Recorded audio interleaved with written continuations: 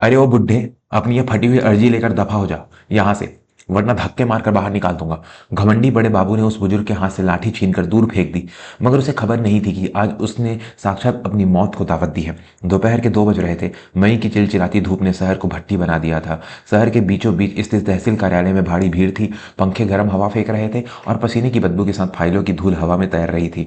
इसी भीड़ में एक कोने में खड़ा था एक 70 साल का बुजुर्ग। धोती कुर्ता मैला कुचैला था, सिर पर एक पुराना साफा बंधा था और आंखों पर मोटे कांच का चश्मा लगा था, जिसका एक डंडी धागे से बनी थी, और कांपते हाथों से अपनी फाइल सीने से लगाए खड़ा था। यह बुजुर्ग कोई और नहीं बल्कि इसी जिले के नए आए जिलाधिकारी डीएम प्रताप नारायण मिश्र थे।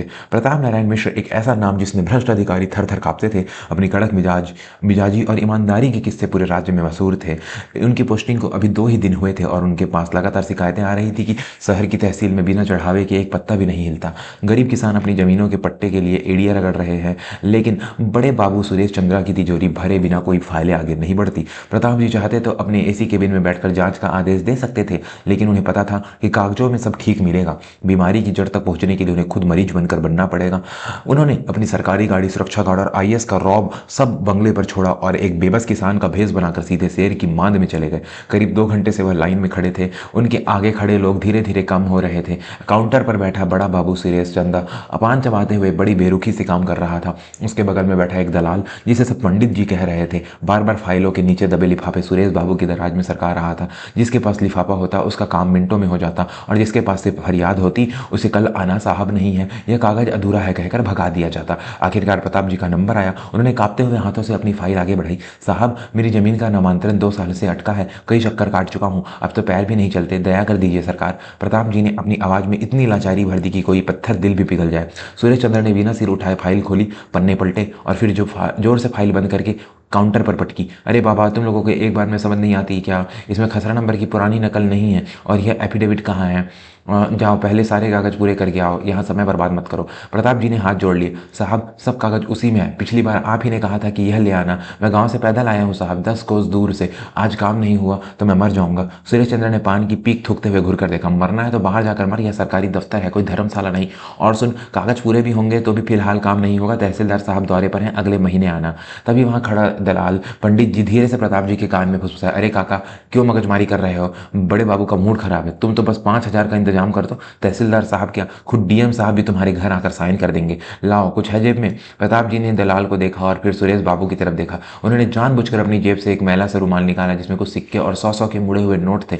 कुल मिलाकर 500 रुपए रहे होंगे। साहब, मेरे पास बस यही है। यह मेरी महीने भर की दवाई का खर्चा है, ये रख लीजिए, पर मेरा काम कर दीजिए। उन्होंने वह नोट कांपते हाथों से काउंटर पर रख दिया। यह देखते ही सुरेश चंद्र का पारा 7वें आसमान पर चढ़ गया। 500 रुपए! उसके औकात ने उसे 500 रुपए की लगी। उसने आओ देखा ना ताओ नोट उठाकर प्रताप जी के मुंह पर दे मारा। भिखारी समझाए क्या मुझे? 500 रुपए में तो मेरी गाड़ी का पेट्रोल नहीं आता, और तू इससे जमीन लिखवाएगा? निकल यहाँ से, और खबरदार जो दोबारा यहाँ अपनी मनहूस शकल दिखाई तो। दोस्तों, कहानी में आगे एक ऐसा मोड़ आने वाला है जो आपके रोंगटे खड़े कर देगा। लेकिन उससे पहले अगर आप भी मानते हैं कि गरीबों का हक मारने वालों को कड़ी सजा मिलनी चाहिए, तो अभी इस चैनल को सब्सक्राइब करें और कमेंट में जय हिंद जरूर लिखें। प्रताप जी ने जमीन पर गिरे नोट नहीं उठाए, वह सीधे खड़े हो गए। उनकी कमर में अब तक झुकी हुई थी, अचानक सीधी हो गई। चश्मे के पीछे की वह लाचार आंखें अब अंगारों की तरह दाग पड़ रही थी। पैसे कम है इसलिए काम नहीं होगा, या कागज अधूरे हैं इसलिए। प्रताप जी की आवाज अब बदल चुकी थी। उसमें वह बुढ़ापे की कंपन नहीं, बल्कि एक अधिकारी की कड़क गूंज थी। सुरेश चंद्र एक पल के लिए ठिठका।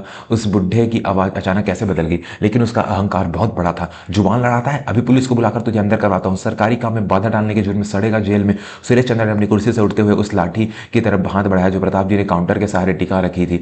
उसने लाठी छीनी और दूर फेंक दी। पूरे दफ्तर में सन्नाटा छा गया। वहां खड़े दर्जनों किसान और गरीब लोग सहम गए। उन्हें लगा कि अब इस बुजुर्ग की खैर नहीं। प्रताप जी ने एक गहरी सांस ली। उन्होंने अपनी जेब से एक छोटा सा बटन दबाया। यह उनकी जेब में रखा एक रिकॉर्डर था जो पिछले 1 घंटे की हर बात रिकॉर्ड कर रहा था। फिर उन्होंने धीरे से अपना साफा उतारा और अपनी जेब से अपना आई कार्ड निकालकर काउंटर पर रख दिया। पुलिस को बुलाने की जरूरत नहीं है सुरेश चंद्रा, पुलिस बाहर खड़ी है, बस मेरे इशारे का इंतजार कर रही है।